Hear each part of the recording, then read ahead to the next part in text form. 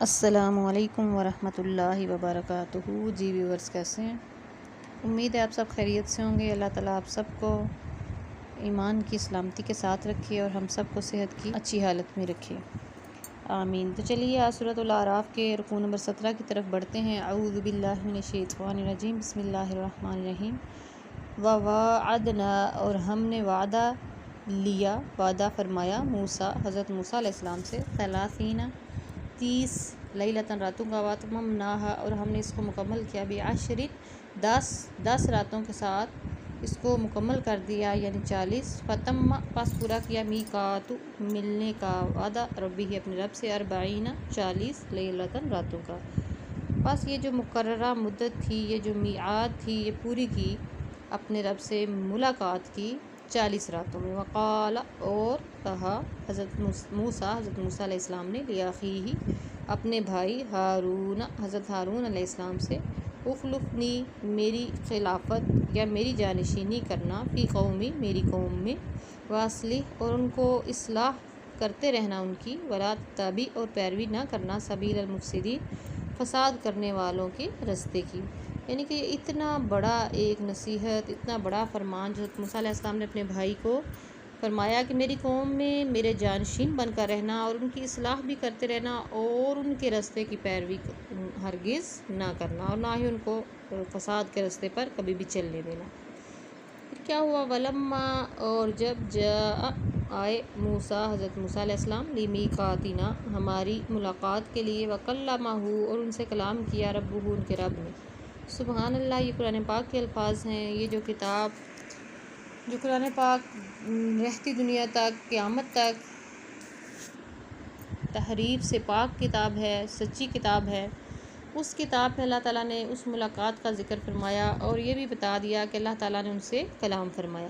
قال، تو اللہ تعالیٰ نے سے عرض کی، ربی، اے میرے رب، ارینی، مجھے دکھا، انظر، میں دیکھوں، الیکا، تیری طرف۔ جب کلام سنا، وہ لذت پائی، تو اللہ تعالیٰ سے ایک التجا کر بیٹھے کہ اللہ تو مجھے دکھا اپنا آپ، میں تیری طرف دیکھنا چاہتا ہوں، یعنی میں تیرا دیدار کرنا چاہتا ہوں۔ تو یہ آرزو وہ تھی جو کلام سن کر آپ کے دل میں آئی، اور یہ عشق کا ایک مرحلہ تھا جب محبوب کو دیکھنے کے لیے عاشق تڑپ رہا تھا۔ قال، تو اللہ تعالیٰ نے ارشاد فرمایا، لن ترانی، تو مجھے ہرگز نہیں دیکھ سکتا، یعنی کہ یہ جو آنکھیں تجھے عطا کی ہیں، ان آنکھوں میں اتنی سکت نہیں ہے کہ تو ان آنکھوں سے مجھے دیکھ سکے، ولاکن انظر، لیکن یہ دیکھ، الی الجبل، اس پہاڑ کی طرف، فإن استقر، اگر وہ ٹھہرا رہا۔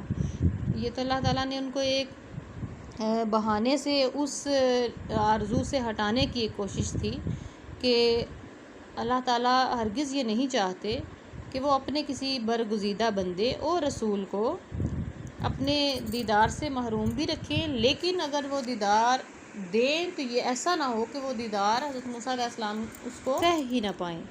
تو اس لیے اللہ تعالیٰ نے فرمایا کہ اس پہاڑ کی طرف دیکھیں، اگر وہ ٹھہرا رہا مکانہ ہو، اپنی جگہ پر، فسوف ترانی، پسند قریب تو مجھے دیکھ لے گا، یعنی اس طرح ایک تسلی دی، ایک دلاسا دیا کہ ایسا ممکن ہے کہ تو مجھے دیکھ لے۔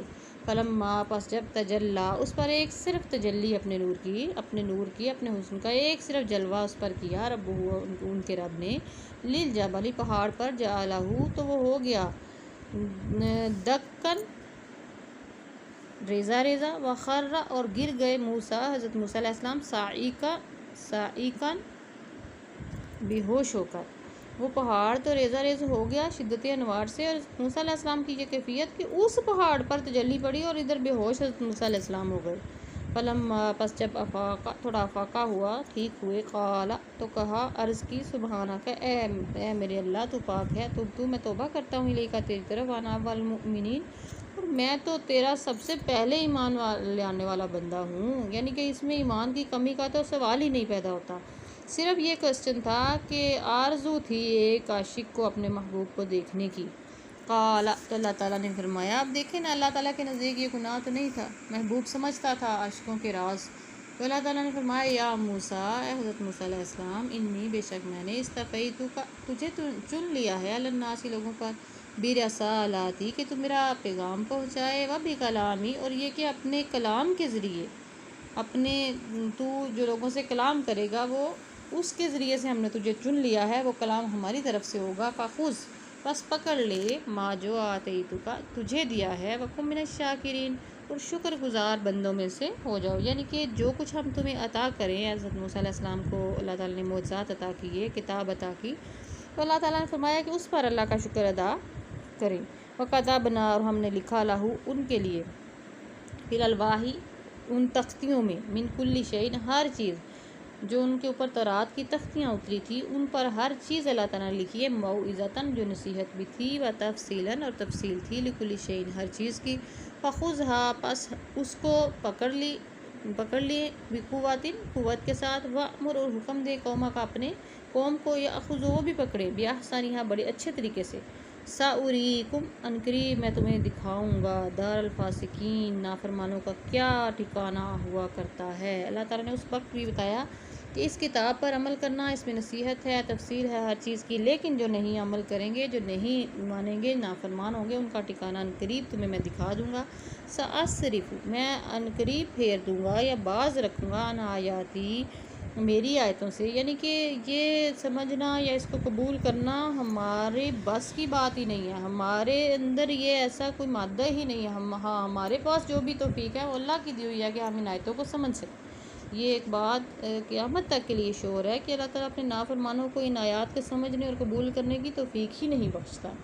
تو یہ نعوذ باللہ اللہ تعالیٰ کی ایک سزا بھی ہے. اللہ تعالیٰ نے فرمایا کہ نافرمانوں کو میں کیسے رکھوں گا، سأصرف میں پھیر کے رکھوں گا، میں باز رکھوں گا، عن آیاتی اپنی آیتوں سے، الذین وہ لوگ جو یتکبرون تکبر کرتے ہیں، فی الارض زمین میں، بغیر الحق ناحق، یعنی ان کا حق نہیں ہوتا، یہ حق نہیں پہنچتا ان کو، وہ کس بات کا تکبر کرتے ہیں. ہر وہ چیز جو اللہ نے ان کو دی ہوئی اور پھر وہ اس میں تکبر کریں، یہ حق نہیں پہنچتا کہ وہ تکبر کریں، پھر بھی وہ تکبر کرتے ہیں تو ان کو میں اپنی آیتوں کی سمجھ ہی نہیں دیتا.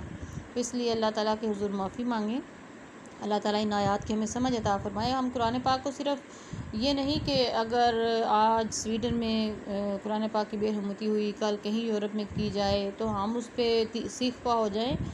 یہ غصہ، غم بے شک اپنی جگہ بجا ہے، یہ دکھ ضرور ہوتا ہے، لیکن یہ ہے کہ اس قرآن کو تھامیں بھی تو، اس کو اپنے کردار میں لائیں بھی تو. اصل تو محافظت قرآن پاک کی تب ہے جب اس کو سمجھ کر پڑھیں اور اس پر عمل کریں. وَإِن يَرَوْا، اور اگر وہ دیکھیں، وَإِن يَرَوْا كُلَّ آیَةٍ لَا يُؤْمِنُوا بِهَا، اور اگرچہ وہ تمام بھی نشانیاں دیکھ لیں تو وہ ایمان نہیں لائیں گے. یعنی اس طرح کا ان کا نافرمان دل ہو جاتا ہے کہ ساری نشانیاں دیکھ کر بھی ایمان کی طرف راغب نہیں ہوں گے. یہ متکبر لوگوں کی بات ہو رہی ہے. وَإِن يَرَوْا، اور اگر دیکھ لیں، سبیل الرشد، ہدایت کی راہ، لا يَتَّخِذُوهُ سبیلا، پھر اس راہ کی طرف آتے ہی نہیں ہیں. وَإِن يَرَوْا، اور اگر دیکھ لیں، سبیل الغی، سرکشی کی رستہ دیکھ لیں، سرکشی کی طرف کوئی بلائے، يَتَّخِذُوهُ سبیلا، تو اس کو اپنی راہ کے طور پر چن لیتے ہیں، اسی کو اپنی راہ بناتے ہیں. ذَلِکَ بِأَنَّهُمْ، یہ اس وجہ سے ہے، کذبوا، کہ انہوں نے جھٹلایا، بِآیاتنا، ہماری آیتوں کو، وَكَانُوا عَنْهَا غَافِلِينَ، اور وہ ان سے ہمیشہ غافل ہی بنے رہے، ان آیات کو وہ پڑھنے سمجھنے والے نہیں بنے. والذین کذبوا، اور وہ لوگ جنہوں نے جھٹلایا، کذبوا جھٹلایا، بآیاتنا، ہماری آیتوں کو، ولقاء الآخرۃ، اور آخرت کی ملاقات کو، حبطت اعمالهم، ان کے اعمال ضائع ہو گئے. هل یجزون الا ما كانوا یعملون، انہیں کیا بدلہ ملے گا مگر وہی جو کچھ وہ کیا کرے گا. حل کیا، یجزون، وہ جزا دیے جائیں گے، الا مگر ما كانوا یعملون، جو عمل وہ ادھر کر کے جائیں گے اسی کی جزا ان کو ملنی ہے نا، اور ان کو کیا مل سکتا ہے. جی ایسے ہی ہے، بے شک جو عمل ہم آج کما رہے ہیں، جو کھیتی آج ہم بو رہے ہیں، وہی ہم نے کل کاٹنی ہے آخرت کو. اللہ تعالیٰ ہمیں آخرت کا یقین اس طرح سے دلا دے کہ ہمارے اعمال میں، ہمارے کردار میں اس کی جھلک نظر آنے لگے. آج کل کو یہی بھی مکمل ہوا. انشاءاللہ رکوع نمبر 18 کے ساتھ ملاقات ہوگی. اپنا خیال رکھیے گا. السلام علیکم ورحمۃ اللہ وبرکاتہ.